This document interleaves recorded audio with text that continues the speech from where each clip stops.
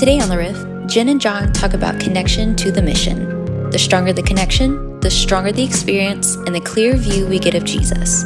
We hope today is helpful. Thanks for listening. All right, welcome, Riff Raff. Hey, you're used to hearing the silky smooth voice of JG, Justin Glenn, but today you've got the whiny nasally voice of John Martz, and I'm here with my co-host, Jen Davis. Yes, we went from 3 J's to 2 J's. Oh my, what is I can't do math today. No, we really can't. We don't have a timer. Everything is all messed up, okay?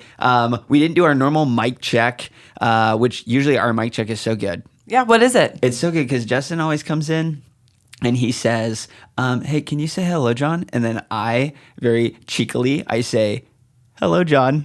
And then he goes to Jen and he says, say hello, Jen. Hello, Jen. It's just, okay, we did it now. That's the joke that keeps joking. It is. It's a good one. Josh that keeps joshing. I like it. And so Justin is no longer with us today. He's with us in spirit. And listening. I doubt that. His mom is listening. I know Kathy Glenn will be. Yes, I know that. Maybe Robbie, his dad as well. Which they're fantastic. Have you ever met them? No, I've met your parents. I've never met Justin's parents. He's hiding them from Justin's me. dad's one of my favorite people. When I would do production, I'd run into Justin's dad, Robbie, and he always talks like this, bub. So he calls everybody bub. Okay, and I just remember one time I was trying to fit a console in my tiny little car, and I had pulled up to the garage to pick it up, and he just like completely overlooks my car, and he's like, what are you trying to put it in, bub? And I'm like, the car right here. He's like, that ain't gonna fit, bub. And so he ended up driving the whole, it was a whole thing, but they are phenomenal. They are amazing.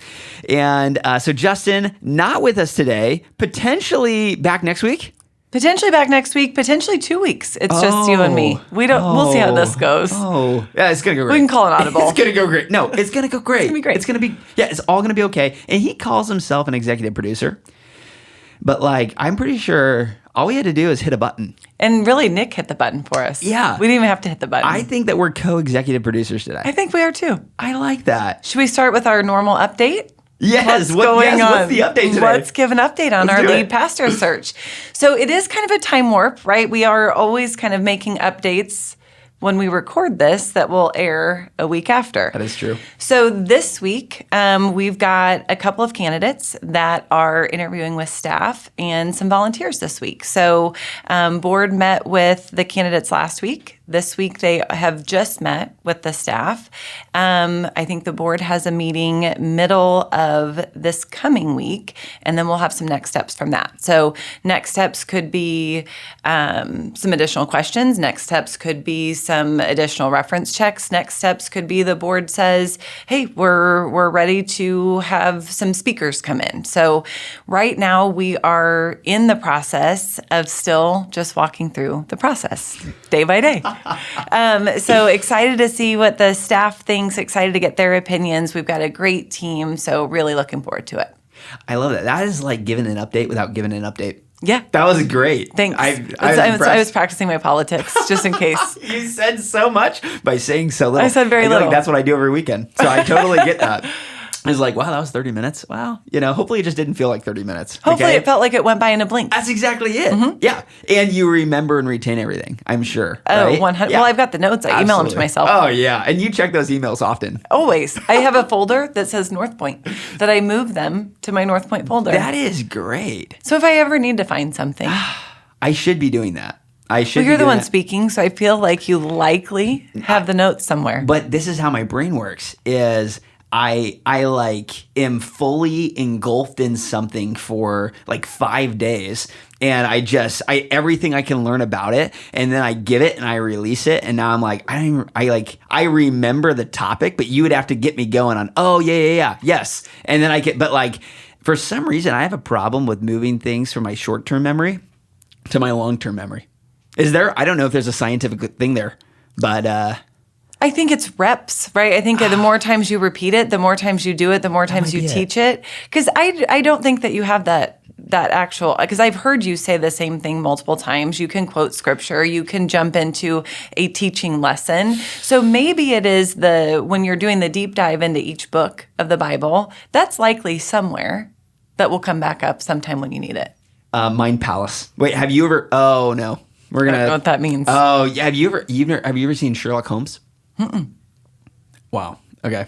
I'm always a disappointment. I'm not going to tell you to watch it. I'm always a disappointment on the Riff with the shows or movies I've watched or not watched. Honestly, it's probably more impressive that you haven't watched these things because that shows you are probably like doing something important.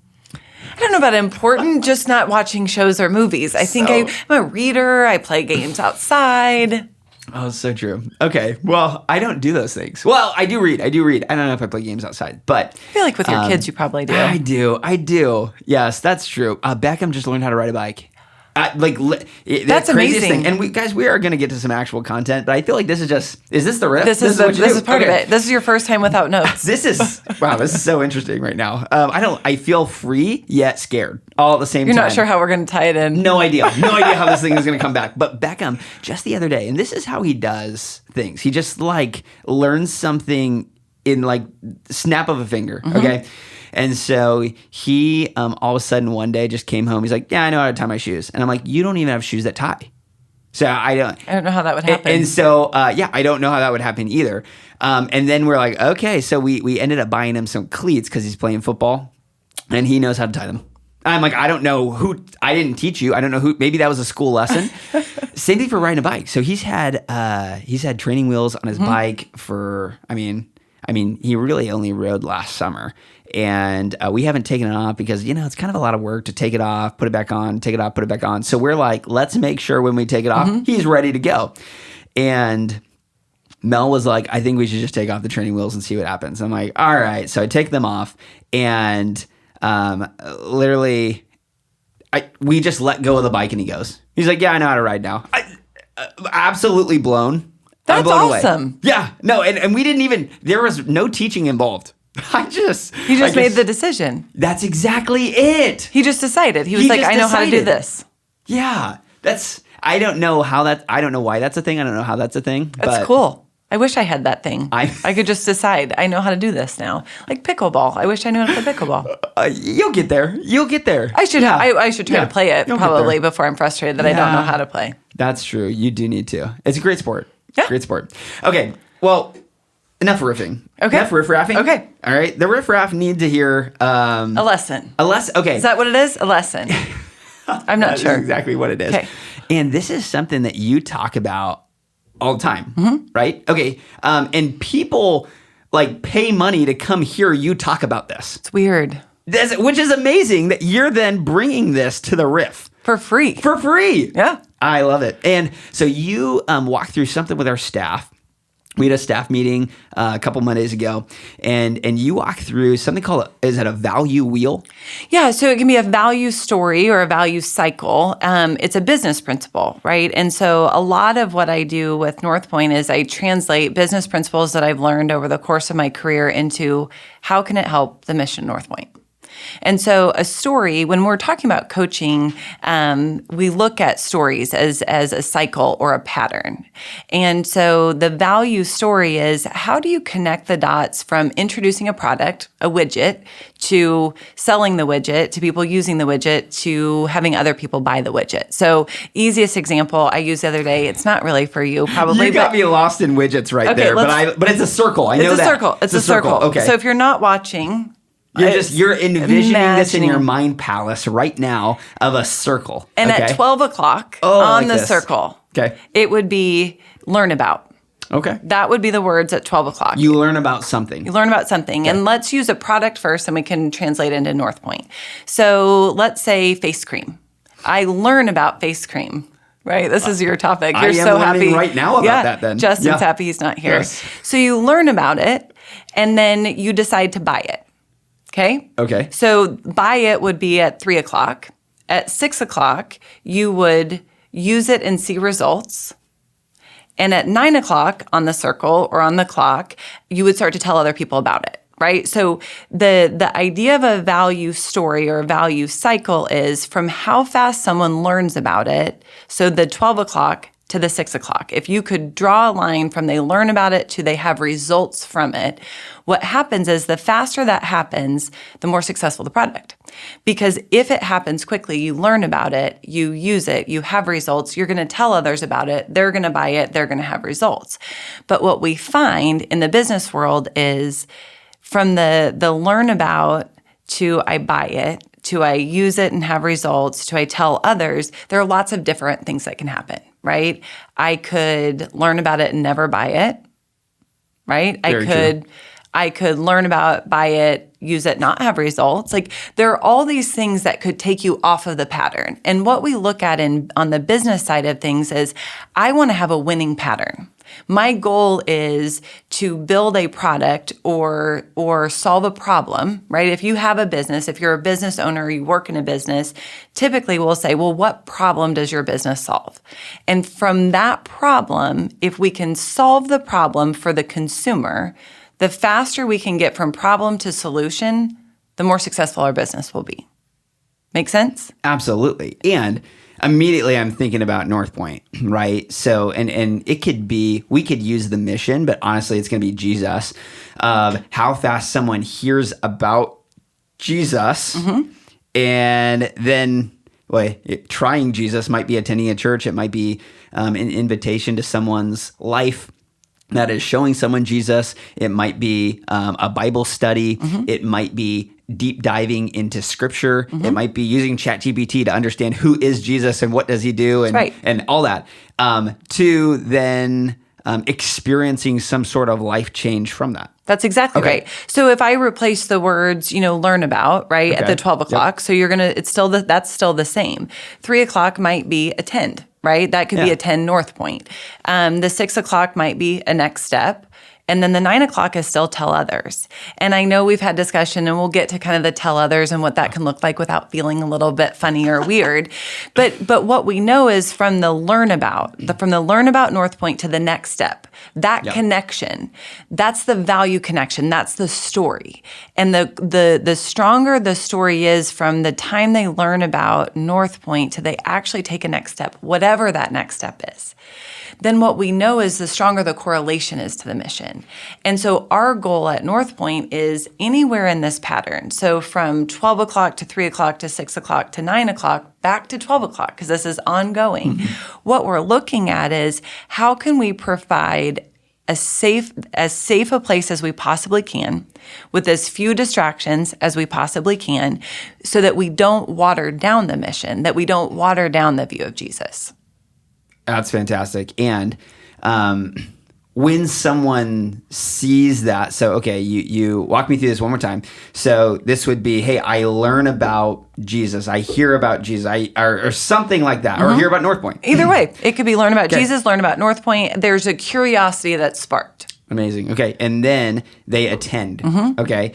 And then from attending, it'd be how fast do they take a next step? Yes. And the next step could be, we talk about connection cards often, and the connection cards are what we know to be the most common next steps, right? It could be baptism. We've got baptism weekend coming up in a few weeks. It could be joining a serve team. It could be joining a small group.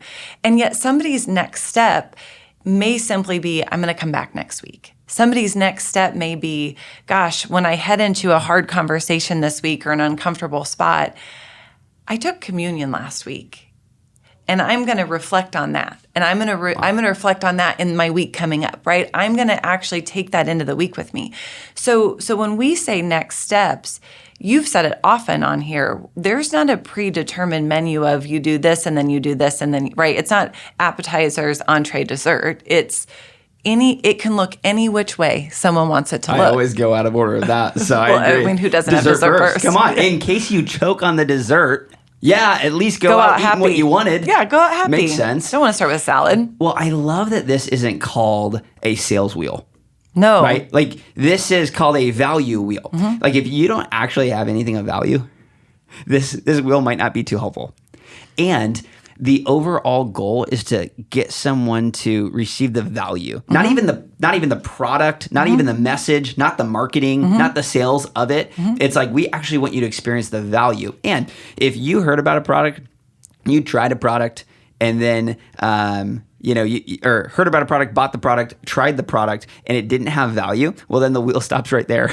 You never make it back around because there's no reason to tell others. Actually, the thing you'd be telling others is, hey, this thing doesn't work. Don't buy it.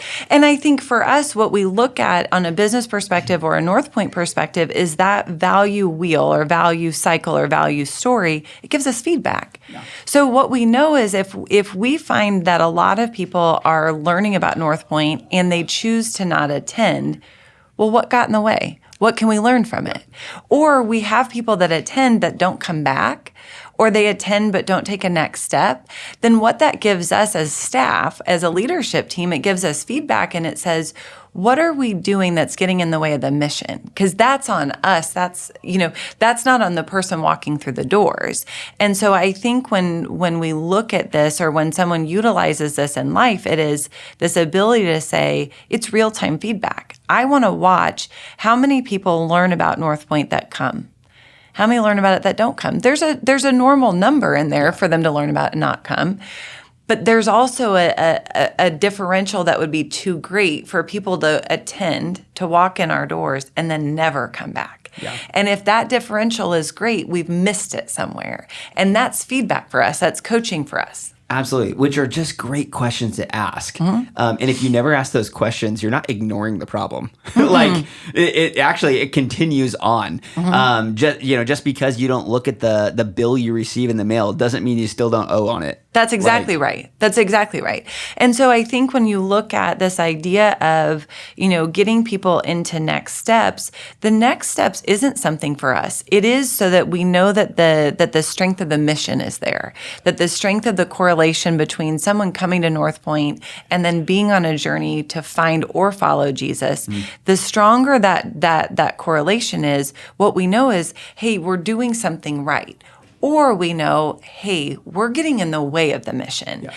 And I think our goal every week when we show up is to provide an experience on the weekends that we do nothing to detract from someone finding or following Jesus. Yeah, it's honestly exactly what you're saying. It's removing as many barriers as possible so that people can experience the value, which we would call Jesus, who he's the one who can actually change and transform your life. And when that happens, you do go to that 9 o'clock spot, which would be telling others.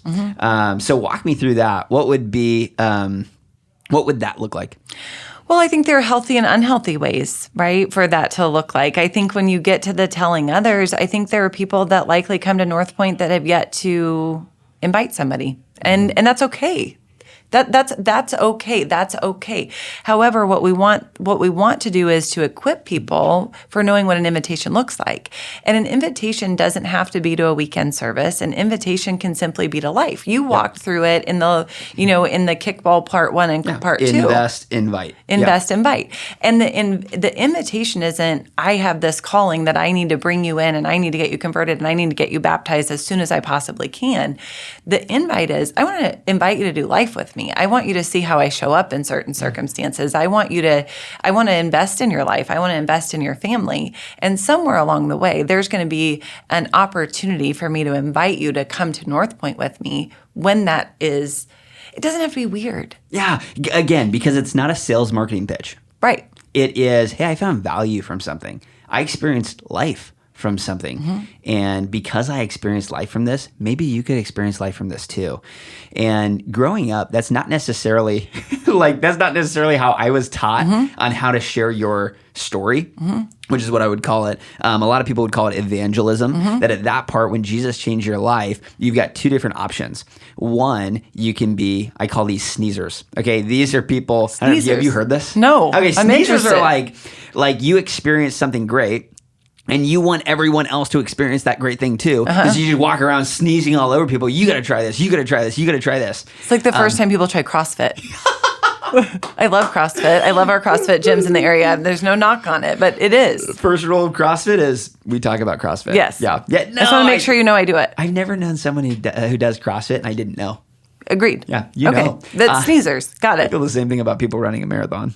Same. I've talked about it. I need to make sure people know what I did. You have the sticker on the car? I don't have the sticker on the car. Okay. Which I've never talked about it because I've never done it. I would talk about it if I did. But when I think about it, sneezers are people who experience something great, and they're like, everyone needs to hear about this. And so one of the ways that I grew up learning, hey, this is how you share your stories. You don't even need to know their name. You just need to tell them they need Jesus.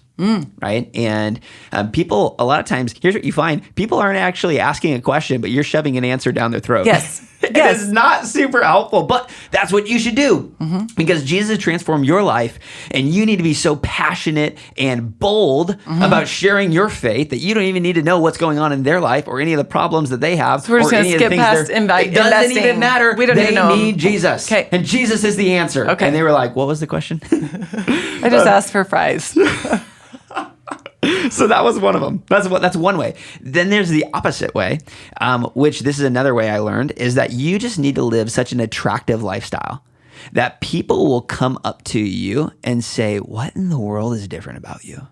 Like something is so uniquely different that I got to have what you have, which I think is okay, by the way, neither of these are bad, but the opposite of unhealthy is unhealthy.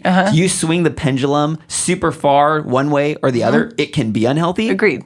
But there's a balance in the middle of like, hey, there's some truth in both these sides of like, hey, I do believe Jesus is the one who can transform your life. And is he the answer to every question you might have? I don't know, but I think he plays a part in that. I think him being by your side helps you through some of these things and navigate some of these questions. And on the other end, I do believe that you should live such a lifestyle that is like makes Jesus look good. And I don't know if he needs that. He doesn't need the reputation credit of a Christ follower looking good. At the same time, I do think sometimes before people see Jesus, they see Jesus followers. And likely if you're following Jesus, there is some sort of a transformation. You do tend to show up a little differently. There is something unique about you. Like you kind of mentioned the reason you showed up to North Point or attended was it church or North Point, but yeah, you said a North Pointer that had lost some people recently, was going through something very tough, and the way they held themselves in that, you thought that's unique. So there can be something beautiful about it. That's true. But it's not always, hey, if you believe what I believe, then you can drive the car that I drive. And you can have the house that I have. That's right. And you can have the perfect marriage and 2.4 kids and a dog that I have. So it's interesting. So basically there's a tension, right? There's a tension between the sneezing, right? That we're sneezers or we're sneezing all over people. And then the tension of let's live in a way that people ask us questions. I think it still goes back to the kickball though. Like I still think it goes back to we're investing in people. I knew you'd bring it back to kickball. I just knew it. I can't help it. I'm a kickball fan. But so here's what I would say. If we were thinking through this value wheel here at North Point, I would be thinking, okay, someone hears about curiosity, right? Curiosity about Jesus, curiosity about faith, curiosity about church, curiosity about spirituality, curiosity about religion. Like, what is that? What could that be? And maybe they attend. They attend a service. And then in that service, there's always going to be opportunities for a next step. And who knows how long that's going to take? We don't have an expectation. That could be months, right? You talked about, hey, I attended for months before I filled out a connection card. And a connection card doesn't always have to be the next step. There's so many steps before that, which is what I love about our spiritual journey is that it doesn't just start when you say yes to Jesus. It starts well before that, which, I mean, spoiler alert, I actually think Jesus is working on your life well before you even know it. Agreed. But you look at those, like when you're talking about next steps, the connection card may be months later. However, once I started attending, I was taking next steps. Yes. I just wasn't communicating them. Agreed. Yeah. And so honestly, which is really helpful to know, is that you can be attending and then there's next step that's taken. And that might be public or that might be private. That's right. That's definitely personal either way. Yes. But there's some public ones like baptisms, filling out a connection card, like marking a box on there, showing up to a group, any of the above, right? And then probably the 9 o'clock spot where you'd be like, what's the next step after you're taking next steps? Would be kind of what you talked about with the kickball. It's what are steps to helping other people like find Jesus, which would be, sometimes we say share our story. Sometimes we'd say evangelism. I would say invitation, right? That's an invitation for someone that you've invested in. Like if you are talking with somebody, if you are meeting with someone, if you have someone that's close to you, if you have a neighbor, if you have kids that come over to your house and they're you're friends with their parents, or even your kids are just friends with their kids, right? The next step is, hey, what's a helpful invitation? And it can be an invitation to your story. It can be an invitation to help with their story. It can be an invitation to North Point. It can be an invitation to Jesus. It can be an invitation to a spot at our dinner table. That's right. Yeah. I don't know. It's just like when I look at like invitations, sometimes the invitation also shows up just in like natural, normal conversation. So like sometimes I'll have a coaching conversation with someone, or I'll have a conversation with someone that I'm like, boy, they need a mentor or they need a coach. And what will come out is I'll start talking about someone that stands in the gap. Right. And we've done series around that. We've talked about books around, like books in the Bible that talked about Nehemiah, right? The stand in the gap, right? That was a term that was used at that point actually for offense, right? That went around the city. But there are times when the next step or the invitation actually just comes up in conversation, and someone may say, well, what does that mean? What does stand in the gap mean? And you can give some background knowledge without it being like overly churchy. You can simply just say, I'm going to speak life into this. Yes, and it becomes overly churchy usually when you don't do it. So like when you're suggesting next steps that you don't do, right? So I'm not, when people ask me, hey, what podcast should I listen to? I'm not like, well, I've heard this one's good. I've not listened to it, but maybe you should. But that's not super helpful. And I'm not really a part of your journey then. I'm just like kind of throwing out something I've heard at one point in time. But some of the best recommendations I've had is, when someone asks me, hey, what are you listening to? How did you discover that? And I'm like, oh, I was listening to the Bama podcast. And then they listen to it too. And they're like, oh my word, well, what episode? And now we are conversing back and forth. It's not just, I told you this and then we're done. It is this, it actually opened up a deeper investment, a deeper invitation. And that was awesome. But anytime like someone thinks, hey, what does an invitation even look like? I think the thought is like, I need to somehow be different or better to invite them to something that like would be really grand. And it's like, no, what are some of the next steps you've taken? What are some of the next steps you're taking right now? And how can you invite somebody to that? And so there's a lot of people that show up to North Point. They experience something beautiful from Jesus. They start taking next steps. And then they're like, yeah, but I feel like I need to be further along to help someone come through this process as well. And I'm like, no, actually, you might be in one of the best spots, because the things that you're doing right now are some of the things that people are like, what should I do? What could I do? How can I start to learn in this thing? And you're actually so green in it that you're engulfed in it, that you're like, reading scripture, a daily integration. What does that look like? Well, it's looked like this, this, and this, right? I've got a verse here. I've been following this plan, and then I've been listening to this podcast. Like you might have a regimen that you're like, well, I haven't been doing it very long. Yeah, but you're all in it. But you're doing it. Yes. It's this idea of, you look at, we're most equipped to help the people we once were. That's great. And you and I are different, right? You and I have different stories. You're going to be able to offer different perspective on someone's journey than I am. However, if I try to be you, or if I try to give advice, I think, oh, I wonder what John would say, or I wonder what Justin would say. I can't do that. I can only give the advice I can give. And I also have to understand that most of the time, the thing that resonates with most people is when I failed. Yep. It's really very rarely when I'm like, oh, I got it all right. It's usually when I'm like, hey, this is the lesson I learned. And here's where I was at during this time. And so I think for those people that are listening that are like, I don't know how to make an invitation. I don't know how to get somebody, to open up that conversation. Well, how did you open up who opened up the conversation with you? When did you start to become curious or open or want to take a next step? And I love that when it's usually not an invitation for them to go do something. It's an invitation to do something alongside with me, because, hey, I know I need accountability in running. So would you run with me? That's different than, yeah, you should run 3 miles today. That's completely different. Hey, I read the Bible every Tuesday, Thursday morning at 6:30 a.m. Would you want to join me when I do that? Right? That can be amazing. Or I desire to read the Bible every Tuesday, Thursday at 6:30 a.m. Could we do that together? Like, that's just as good of an invitation. That's right. Then, hey, you should read your Bible at this time. That would be a good idea. Well, that's like a top-down type thing, right? That's I'm going to tell you what to do instead of, hey, let's partner, let's do this together.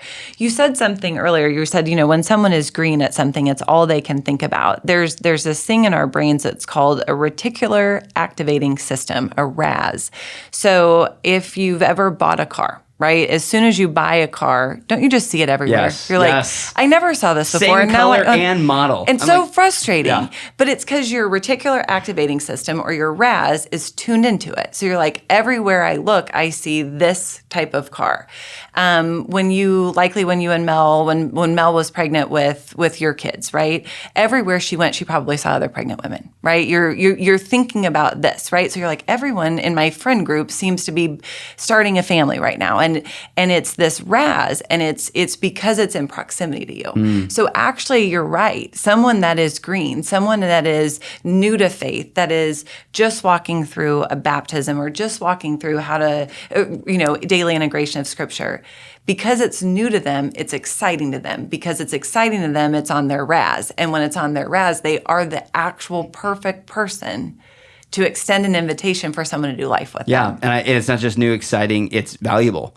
They've experienced that value firsthand, and they know why, right? For me, it's like, wow, of course, Jesus changed my life like a while ago, but also every day. But it's so much, like, it feels so much smaller sometimes today because it wasn't radical back then. Like, the radical, different. It's so sweet, it's so big, it's this giant life change, and it's a heart posture shift. And so I think on that, like, when you look at it, I hadn't associated those two things, but I'm like, it is the RAS, right? You're like, we tend to look in lenses that we've seen through. And I'm like, I can see through the lens of how I came to North Point. I can see the lens of what my story was. You can see your lens. That's the lens we look through.